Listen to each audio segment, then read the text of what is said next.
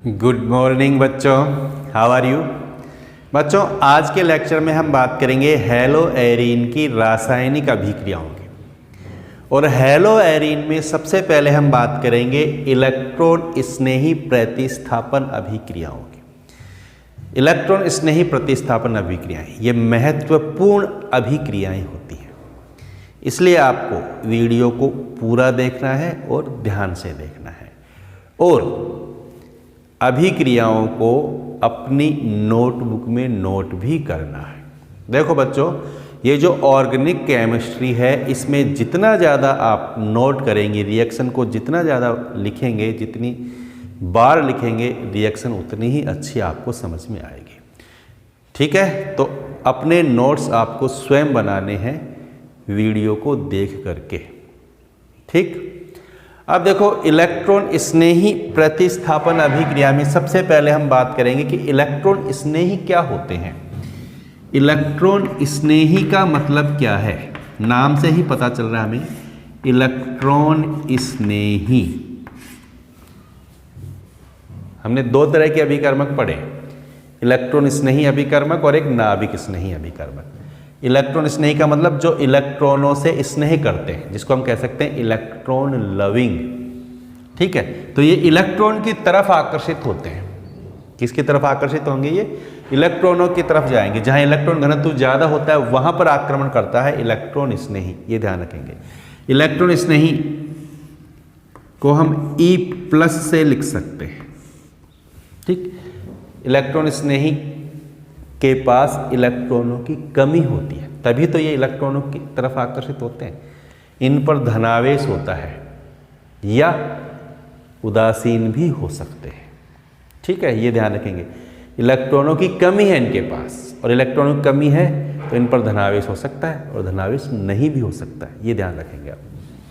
अब इलेक्ट्रॉन स्नेही कौन कौन है? जैसे Cl+, इसको बोलते हैं क्लोरोनियम।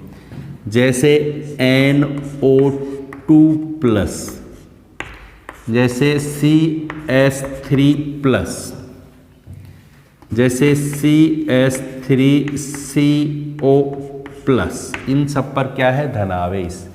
कुछ ऐसे भी हैं जिन पर धनावेश नहीं होता है, जैसे SO3, क्या है ये? इलेक्ट्रॉन स्नेही।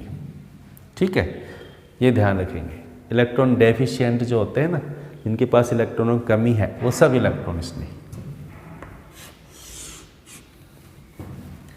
तो ये मुख्य इलेक्ट्रॉन स्नेही है जिनका हम यहाँ उपयोग करेंगे। यहाँ जब हम रिएक्शन पढ़ेंगे तो ये सभी इलेक्ट्रॉन स्नेही काम में आएंगे हमारे। ठीक है, इसलिए इनको ध्यान रखना है आपको। अब देखो, इलेक्ट्रॉन स्नेही प्रतिस्थापन क्या सभी कार्बनिक यौगिकों में होता है? नहीं।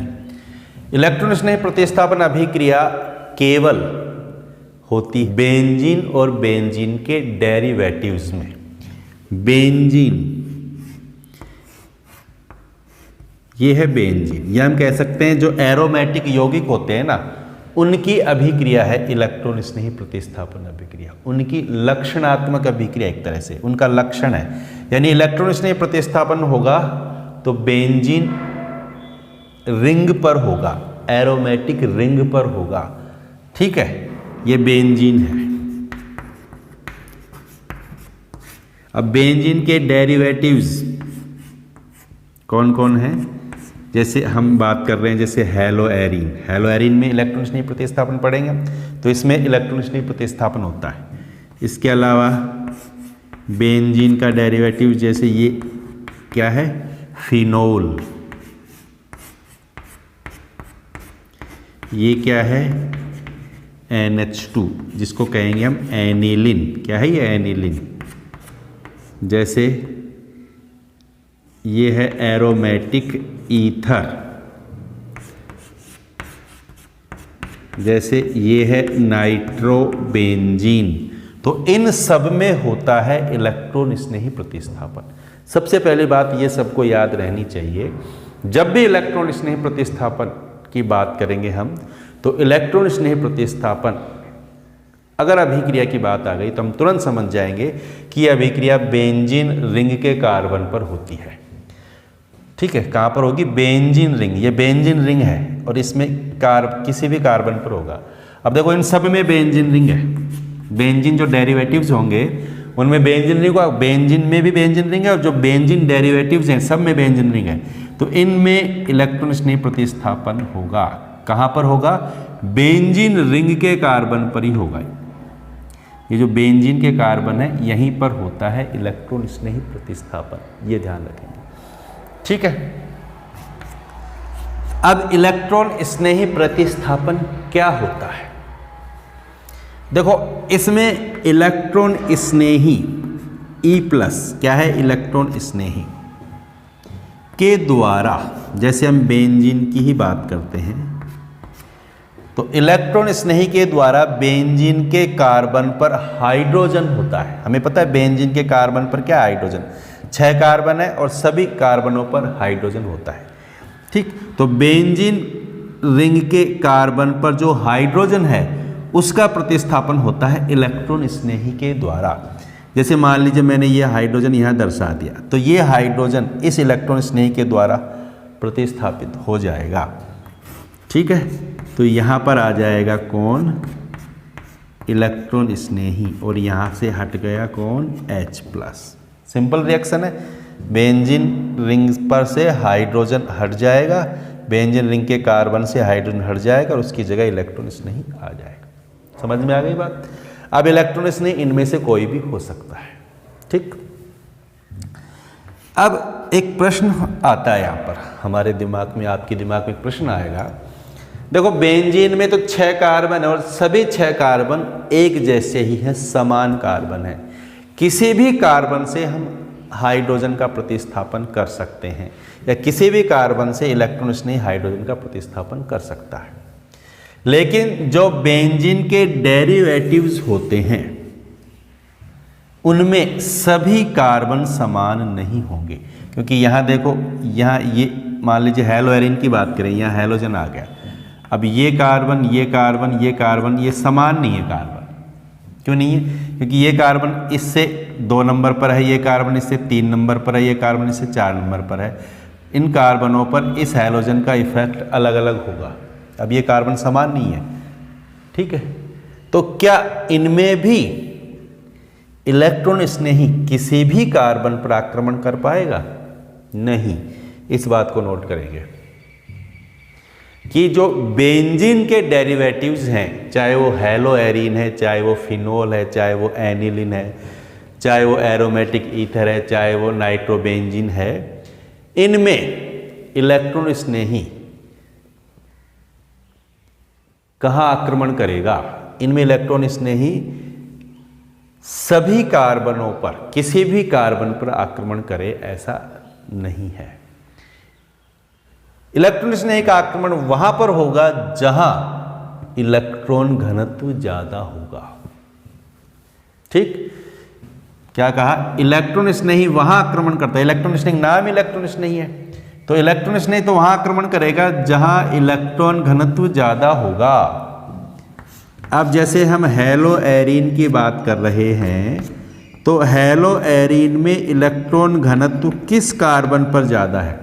इस कार्बन पर है या इस कार्बन पर है या इस कार्बन पर है या इस कार्बन पर है? जिस कार्बन पर इलेक्ट्रॉन घनत्व ज्यादा होगा ना, वही आक्रमण करेगा इलेक्ट्रॉन स्नेह, ठीक।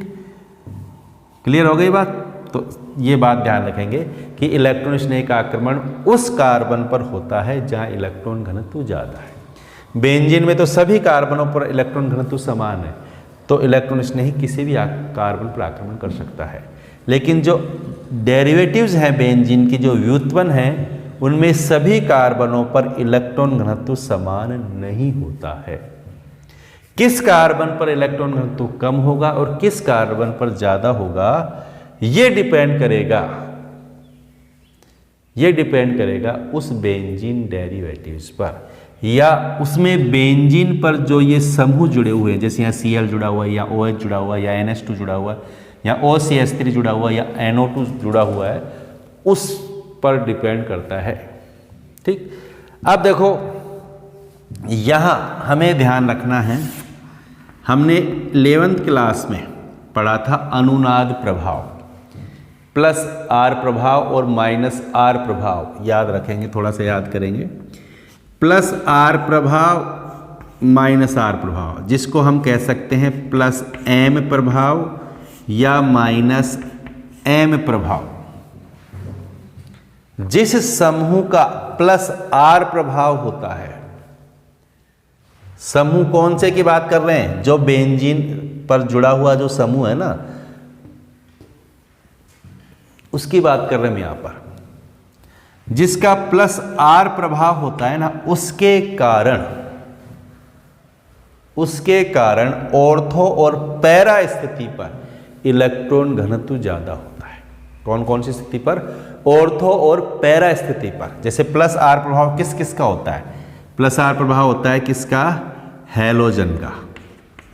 हैलोजन में 3 लोन पेयर होते हैं। प्लस आर प्रभाव होता है किसका? NH2 समूह का।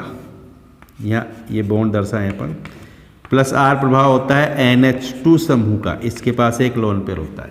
प्लस आर प्रभाव होता है किसका? OH समूह का, इसमें ऑक्सीजन पर 2 लोन पेयर होते हैं। प्लस आर प्रभाव होता है किसका? OCH3 समूह का, इसमें भी ऑक्सीजन पर 2 लोन पेयर है। ठीक है, इन सब का प्लस आर प्रभाव होता है। ऐसे समूह, इसमें ये बात ध्यान रख सकते हैं आप, ऐसे समूह जिनके पास लोन पेयर है उनका प्लस आर प्रभाव होता है, और जिनका प्लस आर प्रभाव होता है वो ऑर्थो या पैरादैसिक होते हैं। क्या होते हैं? ऑर्थो या पैरादैसिक। यानी उनके कारण बेंजीन की ऑर्थो और पैरा स्थिति पर इलेक्ट्रॉन घनत्व अधिक होता है।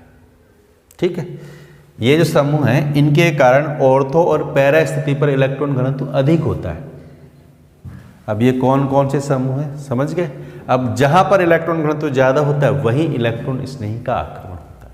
तो ये ध्यान रखेंगे, ये समूह जहां पर उपस्थित है, जैसे क्लोरोबेंजीन में Cl है, इसका प्लस आर प्रभाव है, यानी इसमें ऑर्थो और पैरा स्थिति पर इलेक्ट्रॉन स्नेही आक्रमण करेगा, क्योंकि ये ऑर्थो पैरादैसिक है, क्योंकि ये ऑर्थो पैरा स्थिति पर इलेक्ट्रॉन घनत्व में वृद्धि करते हैं।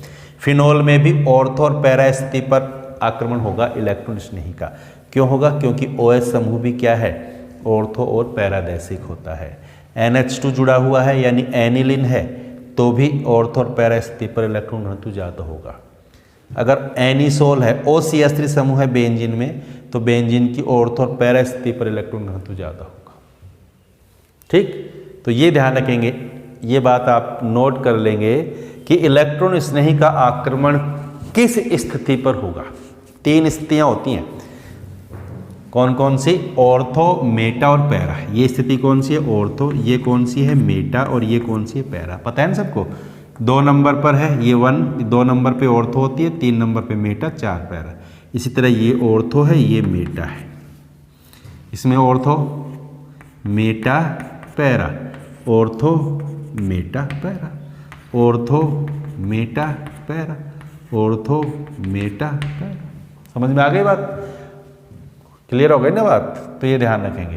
तो मेरे साथ बोलेंगे, हेलोएरीन में इलेक्ट्रॉन स्नेही का आक्रमण करता है ऑर्थो पर या पैरा स्थिति पर।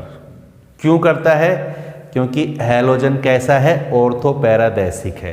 यानी हैलोजन का कौन सा प्रभाव होता है? प्लस आर या प्लस एम प्रभाव होता है। इस प्रभाव के कारण क्या होता है? ऑर्थो और पैरा स्थिति पर इलेक्ट्रॉन घनत्व में वृद्धि होती है। ऑर्थो और पैरा पर इलेक्ट्रॉन घनत्व ज्यादा होता है, किसकी तुलना में? मेटा की तुलना में। इसलिए इलेक्ट्रॉन स्नेही का आक्रमण करेगा ऑर्थो और पैरा पर। इलेक्ट्रॉन स्नेही तो वहीं आक्रमण करेगा जहां इलेक्ट्रॉन घनत्व ज्यादा है। फिनोल में इलेक्ट्रॉन स्नेही का आक्रमण कहाँ होगा? यही बात सबसे इंपॉर्टेंट है इस अभिक्रिया में। कहाँ पर होगा? ऑर्थो और पैरा स्थिति पर। क्यों होगा? क्योंकि OH समूह का प्लस आर या प्लस एम प्रभाव होता है। उससे क्या होता है? ऑर्थो स्थिति पर इलेक्ट्रॉन घनत्व ज्यादा होता है। फिर तो इलेक्ट्रॉन स्नेही तो वही आक्रमण करता है जहां इलेक्ट्रॉन घनत्व ज्यादा होता है। यही बात एनिलिन पर लागू होती है, यही बात एनिसोल पर भी लागू होती है। क्लियर? कोई दिक्कत नहीं है। अब इलेक्ट्रॉन घनत्व कैसे ज्यादा होता है? ये होता है अनुनाद के कारण। किसके कारण होता है? अनुनाद।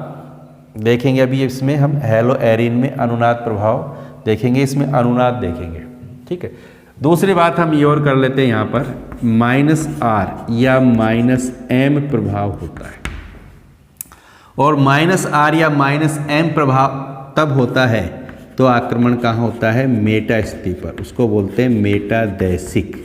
तो जिनका -R या -M प्रभाव होता है ना, वो मेटादैशिक समूह होते हैं। जैसे NO2 समूह का होता है, CHO समूह का होता है, CN का होता है, COOH समूह का, इन सब का होता है -R प्रभाव। और -R प्रभाव जिसका होता है वो होते हैं मेटादैशिक, यानी मेटा स्थिति पर इलेक्ट्रॉन इसने ही आक्रमण करेगा। अगर ये समूह उपस्थित हैं बेंजीन में तो मेटा स्थिति पर आक्रमण होगा इलेक्ट्रॉन स्नेही का। जैसे ये है नाइट्रोबेंजीन। नाइट्रोबेंजीन में इलेक्ट्रॉन स्नेही का आक्रमण कौन से कार्बन पर करता है? मेटा स्थिति के कार्बन पर करता है। यहाँ आक्रमण होगा मेटा स्थिति पर, ये ध्यान रखेंगे। ये इंपॉर्टेंट बात है जो सबको पता होनी चाहिए। ठीक है, अब देखो हैलो एरीन,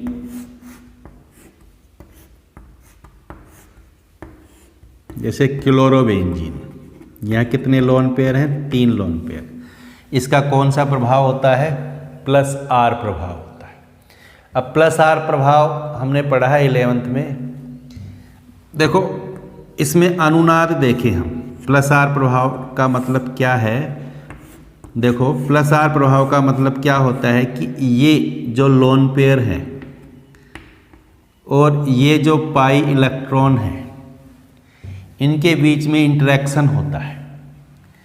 ठीक, ये पाई बॉन्ड के इलेक्ट्रॉन और लोन पेयर के इलेक्ट्रॉन संयुग्मित हो जाते हैं, और जिसके कारण ये लोन पेयर वाले इलेक्ट्रॉन बेंजीन वलय में अंदर की तरफ आएंगे। ये इलेक्ट्रॉन अंदर आएंगे, जिस कारण बेंजीन वलय पर इलेक्ट्रॉन घनत्व में वृद्धि हो जाएगी। देखो कैसे। ठीक, ये इलेक्ट्रॉन, ये इलेक्ट्रॉन, ये इलेक्ट्रॉन, होगा क्या? ये लोन पेयर वाले इलेक्ट्रॉन यहाँ आएंगे। ठीक, जब ये इलेक्ट्रॉन यहाँ आएंगे तो ये पाई इलेक्ट्रॉन इस कार्बन पर आएंगे। ठीक,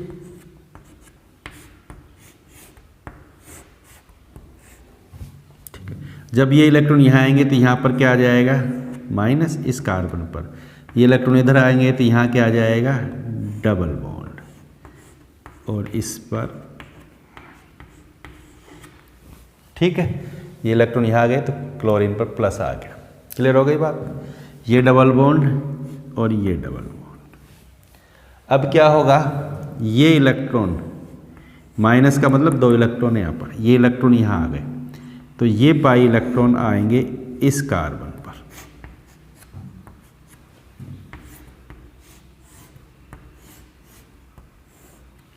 ठीक है, यहाँ आ गए, ये इलेक्ट्रॉन यहाँ आ गए तो यहाँ क्या आ जाएगा?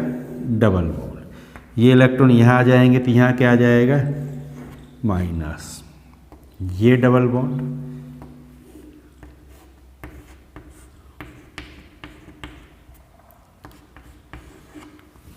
ठीक है। अब क्या होगा आगे? ये इलेक्ट्रॉन आएंगे यहाँ और ये इलेक्ट्रॉन आएंगे यहाँ।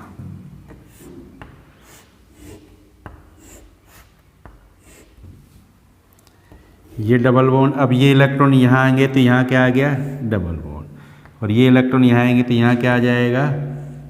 माइनस।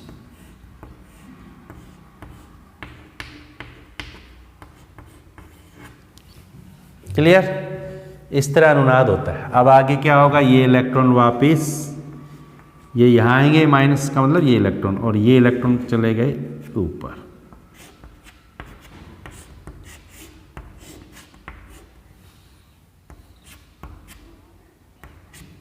यहाँ से इलेक्ट्रॉन वापस चले गए तो यहाँ सिंगल बॉन्ड हो गया। ये इलेक्ट्रॉन वापस यहाँ आ गए तो यहाँ 3 डबल बॉन्ड हो गए। अब क्लियर? तो ये होता है हैलो एरीन में अनुनाद। इस तरह अनुनाद होता है। क्लियर हो गई। और इस अनुनादी संरचना से हमें क्या समझ में आ रहा है, देखो माइनस कहाँ पर है, इस स्थिति पर, माइनस कहाँ पर है, इस स्थिति पर, माइनस कहाँ पर है, इस स्थिति पर, ठीक। ये स्थिति कौन सी है, ऑर्थो, पैरा, ऑर्थो, यानी ऑर्थो और पैरा स्थिति पर ऋणावेश आता है हैलो एरीन में। इसका मतलब ऑर्थो और पैरा स्थिति पर इलेक्ट्रॉन घनत्व ज़्यादा है, और इलेक्ट्रॉन स्नेही वहीं आक्रमण करता है जहां इलेक्ट्रॉन घनत्व ज़्यादा होता है। क्लियर हो गई बात, समझ में आ गई बात, ठीक है।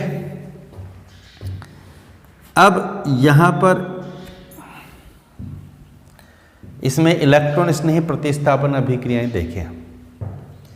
उससे पहले मैं आपको एक बात और बताता हूं कि जो हैलोजन होते हैं, जैसे क्लोरीन है, क्लोरीन का -I प्रभाव होता है। कौन सा प्रभाव होता है इसका, -I प्रभाव, -I, जिसको बोलते हैं प्रेरणिक प्रभाव, -I प्रभाव होता है। पढ़ा है ना हमने, +I प्रभाव, -I प्रभाव। अब थोड़ा सा यहाँ ध्यान देना है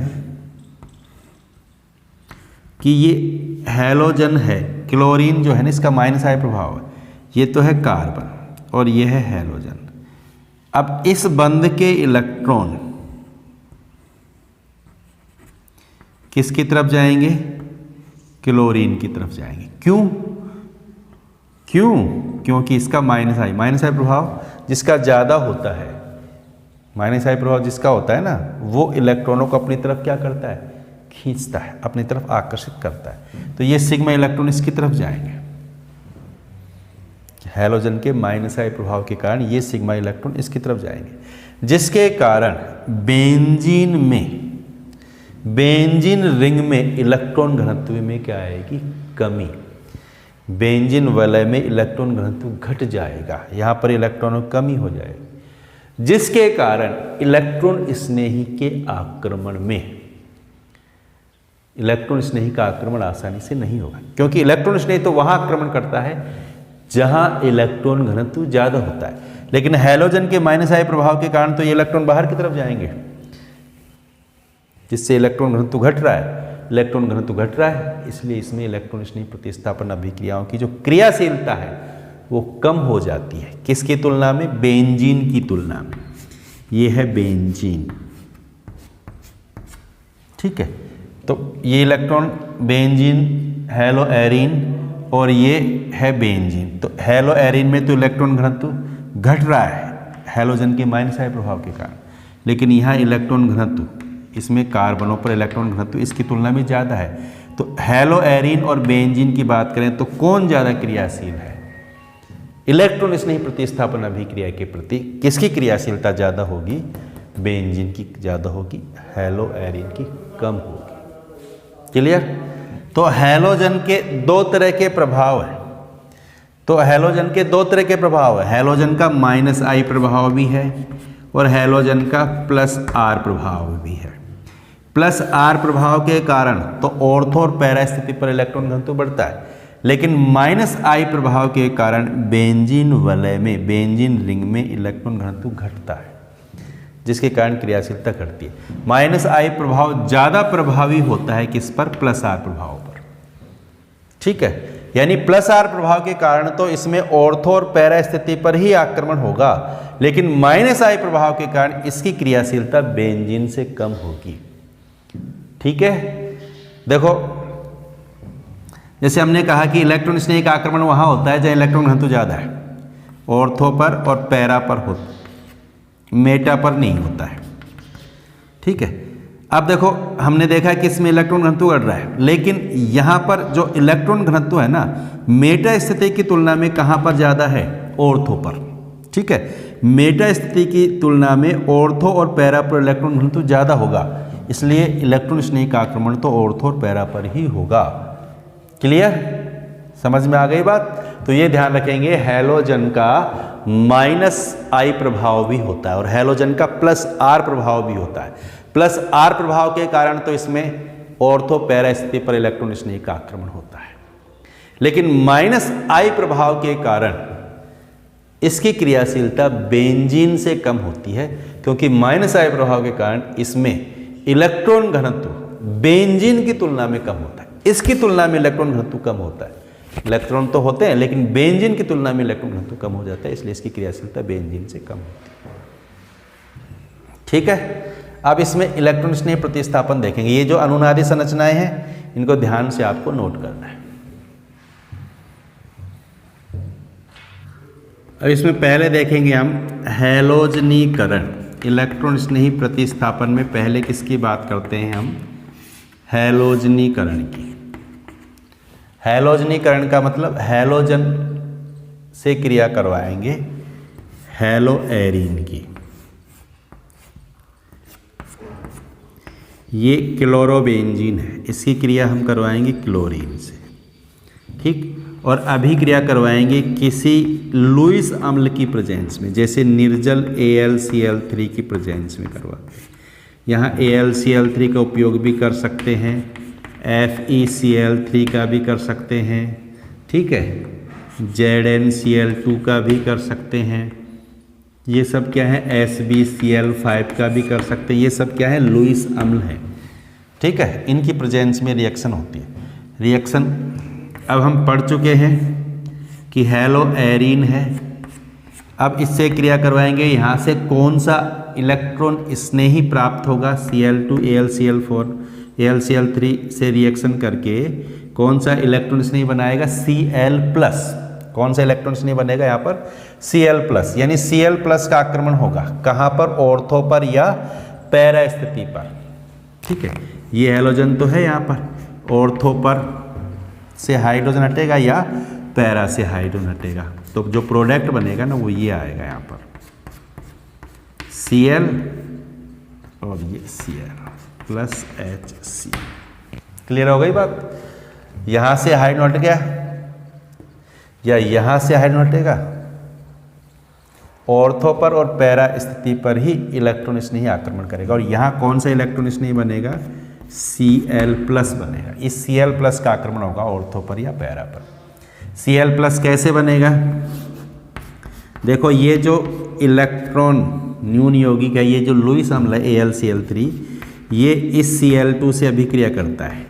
ठीक, ये बॉन्ड टूटता है, ये Cl- ये Cl+। Cl- तो बॉन्ड बना लेगा किसके साथ? AlCl3 के साथ, तो बना लेगा AlCl4- प्लस Cl+। इस तरह हमें ये इलेक्ट्रॉन स्नेही प्राप्त होता है और ये इलेक्ट्रॉन स्नेही आक्रमण करता है ऑर्थो पर और पैरा पर, तो ये प्रोडक्ट हमें प्राप्त हो जाएंगे। ठीक, क्लोरीन की जगह हम ब्रोमीन का भी यूज कर सकते हैं। दूसरा हैलोजन लें, जैसे ब्रोमीन से रिएक्शन करवाएं, Br2 किसकी प्रेजेंस में होगी?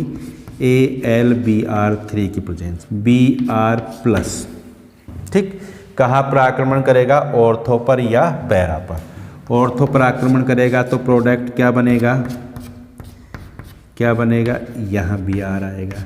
पैरा पर आक्रमण करेगा तो प्रोडक्ट क्या बनेगा? Br कहाँ पर आएगा? यहाँ आ जाएगा, प्लस HBr।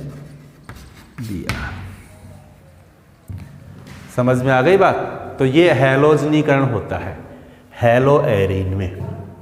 हैलोजन ने कहाँ आक्रमण किया? ऑर्थो पर और पैरा पर। क्यों किया?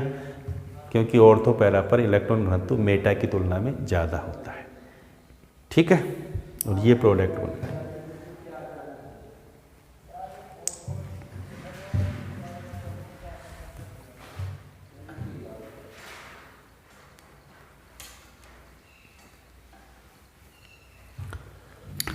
नेक्स्ट देखते हैं नाइट्रीकरण। नाइट्रीकरण का मतलब, नाइट्रीकरण होने के लिए NO2+ का आक्रमण होता है तो नाइट्रीकरण होता है। NO2+ प्राप्त होता है किसकी क्रिया से?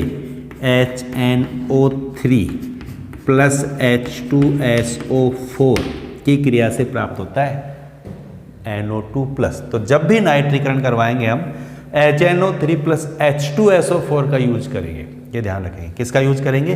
HNO3 plus H2SO4। इन दोनों की क्रिया होती है तो NO2+ प्राप्त होता है। कैसे? HNO3 को हम लिख सकते हैं क्या? NO2 OH, H2SO4, ठीक। तो यहाँ से OH और यहाँ से H क्या बाहर निकल जाएगा, H2O। तो यहाँ ये प्राप्त हो गया हमें NO2 प्लस, और यहाँ क्या बच गया, HSO4 माइनस, ठीक। तो NO2 प्लस नहीं प्राप्त हो गया हमें इन दोनों की क्रिया से। अब अभिक्रिया कैसे होती है, सिंपल सी बात है, हेलो एरीन। अभिक्रिया को हम इस प्रकार लिखेंगे, हेलो एरीन, यहाँ काम में लेंगे क्या, HNO3 प्लस H2SO4, ठीक, HNO3 plus H2SO4, clear. HNO3 plus H2SO4, तो क्या होगा इस अभिक्रिया में,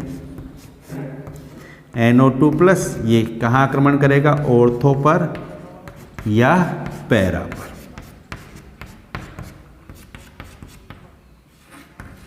क्लियर। ये NO2 प्लस ये ऑर्थो स्थिति से हाइड्रोजन को प्रतिस्थापित कर देगा या पैरा स्थिति से हाइड्रोजन को प्रतिस्थापित कर देगा, तो हमें ये प्रोडक्ट प्राप्त हो जाएगा। क्लियर हो गई ना बात।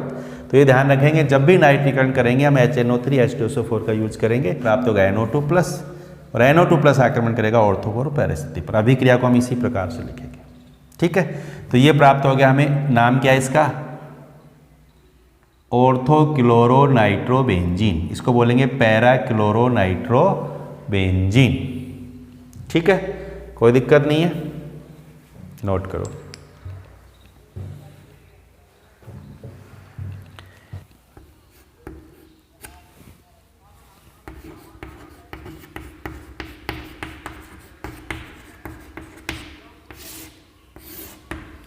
सल्फोनीकरण, सल्फोनीकरण की अभिक्रिया, इसमें क्या करते हैं, सल्फोनीकरण में SO3H समूह आता है, जैसे हेलो एरीन है। सल्फोनीकरण करने के लिए हम किसका उपयोग करते हैं, सांद्र सल्फ्यूरिक अम्ल का।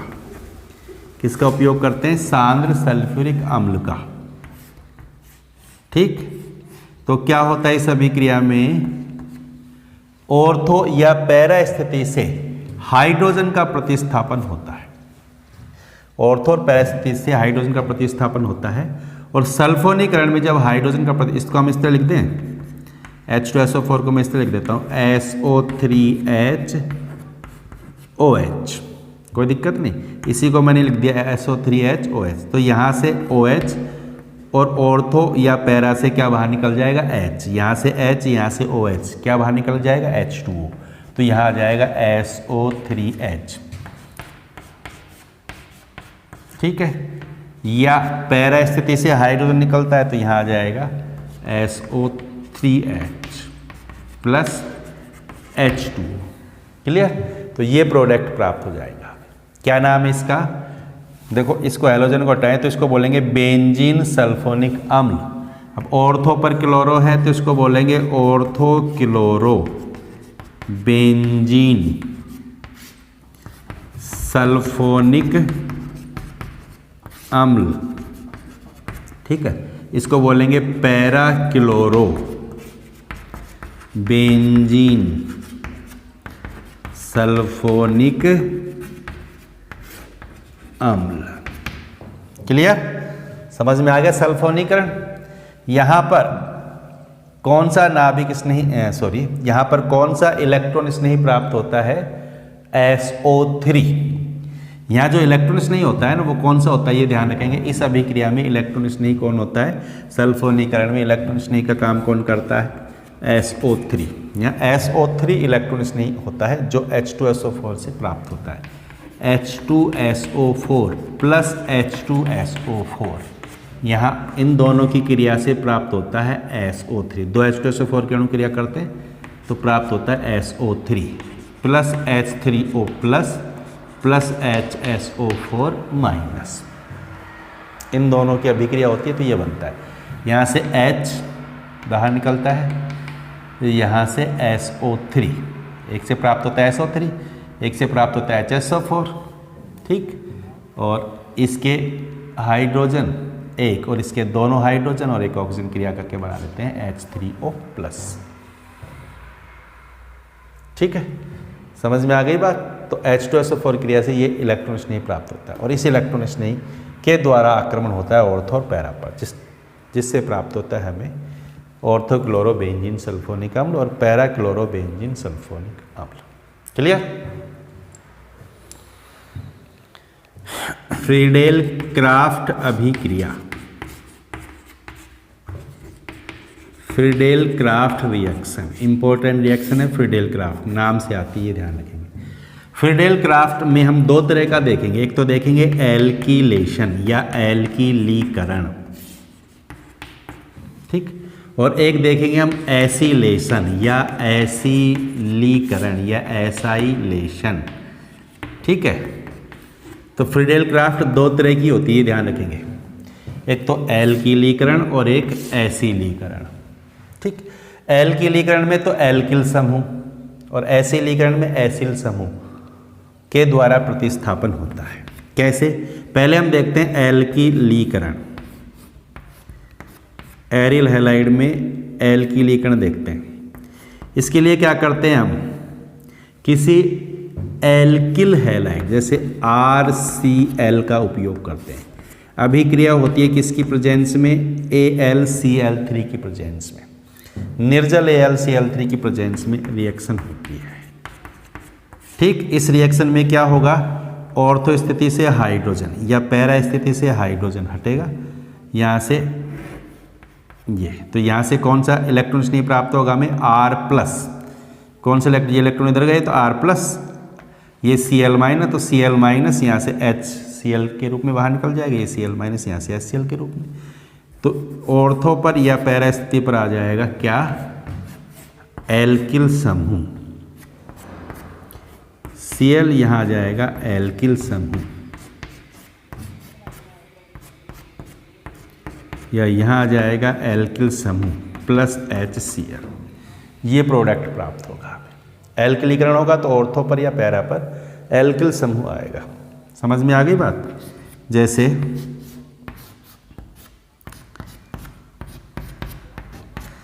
हम लेते हैं CH3Cl, मेथिल क्लोराइड का यूज किया हमने, AlCl3 की प्रेजेंस में रिएक्शन हुई तो क्या होगा?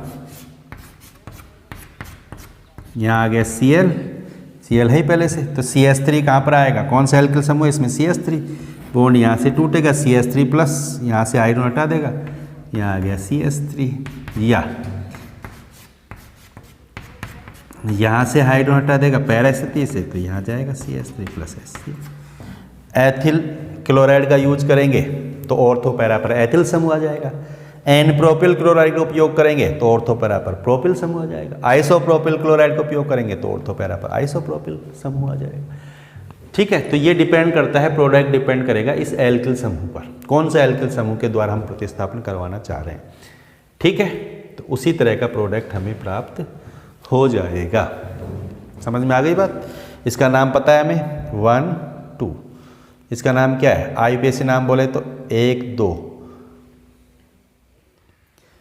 1 chloro 2 methyl benzene, 1 chloro 4 methyl benzene, या सामान्य नाम बोले तो ऑर्थोक्लोरोटॉलुइन, ऑर्थोक्लोरोटॉलुइन, और ये पैरा क्लोरोटॉलुइन।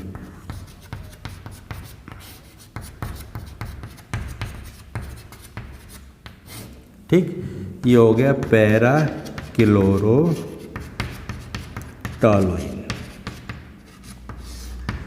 समझ में आ गई बात? ठीक है, नोट करो इसको। अब देखते हैं हम एसिलीकरण। एसिलीकरण का मतलब क्या है? एसिल समूह के द्वारा प्रतिस्थापन होगा। कौन समूह के द्वारा? एसिल समूह। एसिल समूह क्या होता है? एसिल समूह के द्वारा, इसको बोलते हैं एसिल समूह, RCO+। तो इसके लिए हम क्या करेंगे? RCOCl, इसका यूज करेंगे, इसको बोलते हैं एसिल क्लोराइड। क्या है? Acyl chloride. तो ये इलेक्ट्रॉन इधर आएंगे तो ये बन जाएगा RCO+, और ये अभिक्रिया भी किसकी प्रेजेंस में होगी? निर्जल AlCl3 की प्रेजेंस में। ठीक है, समझ में आ गई बात। तो ये RCO प्लस आक्रमण करेगा ऑर्थो पर या पैरा पर और यहाँ से हाइड्रोजन का प्रतिस्थापन कर देगा, तो प्रोडक्ट प्राप्त हो जाएगा हमें ये। यहाँ आ जाएगा ये कार्बन, इस कार्बन से बॉन्ड बनाएगा तो ये प्रोडक्ट आएगा। या पैरा पोजीशन पर यहाँ क्या आ जाएगा, C double bond OR plus HCl, तो ये प्रोडक्ट प्राप्त हो जाएगा। समझ में आ गई बात। हम इसकी जगह ये वाला CH3COCl का यूज ले लें।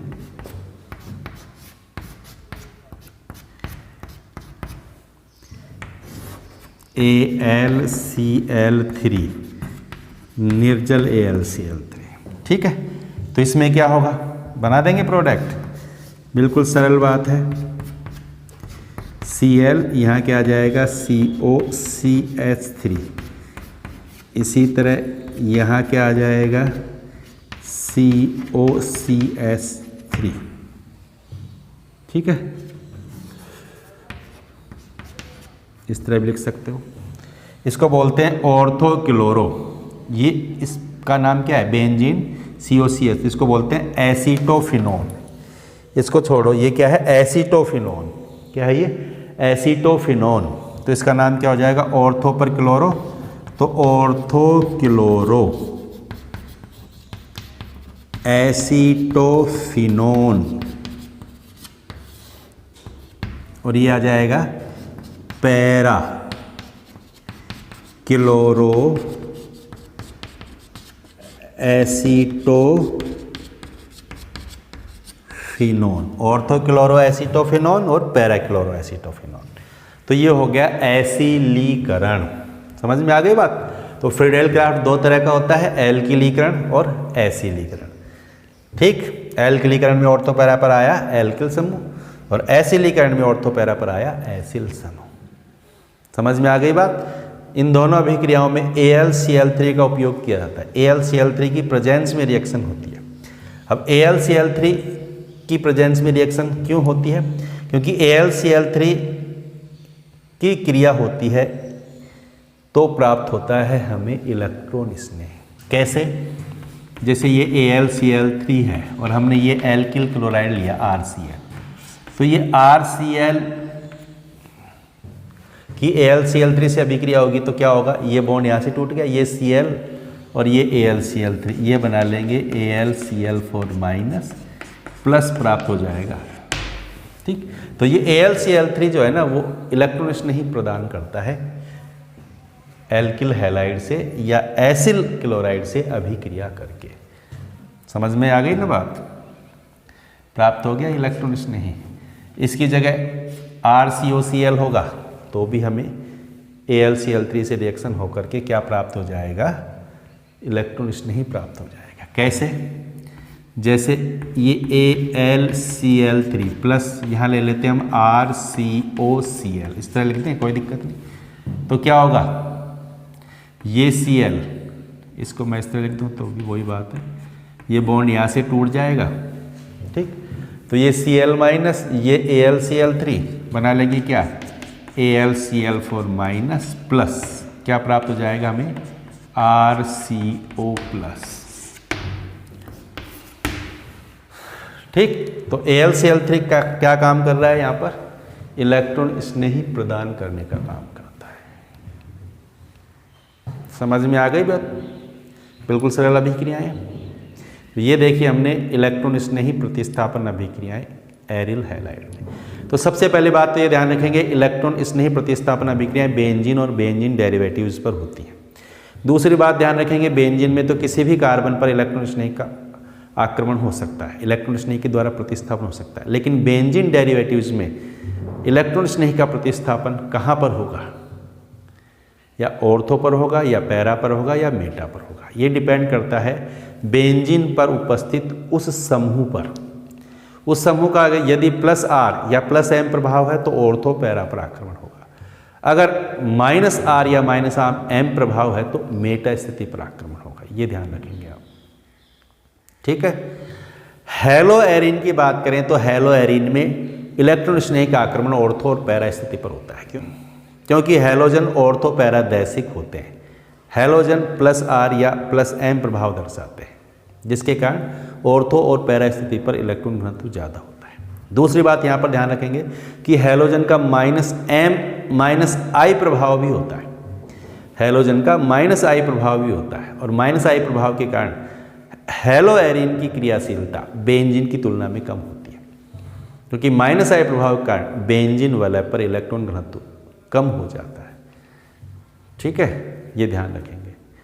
इसमें हमने देखा हैलोजनीकरण, नाइट्रीकरण, सल्फोनीकरण और फ्रीडेल क्राफ्ट अभिक्रिया।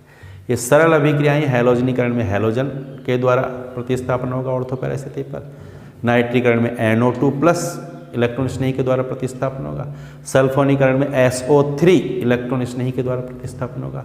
और फ्रीडेल क्राफ्ट में R+ यानी एल्किल या RCO+ यानी एसिल धनायन के द्वारा प्रतिस्थापन होगा। ठीक है, तो जो भी इस चैनल पर नए हैं उन्हें चैनल को सब्सक्राइब भी करना है, लाइक भी करना है और शेयर भी करना है।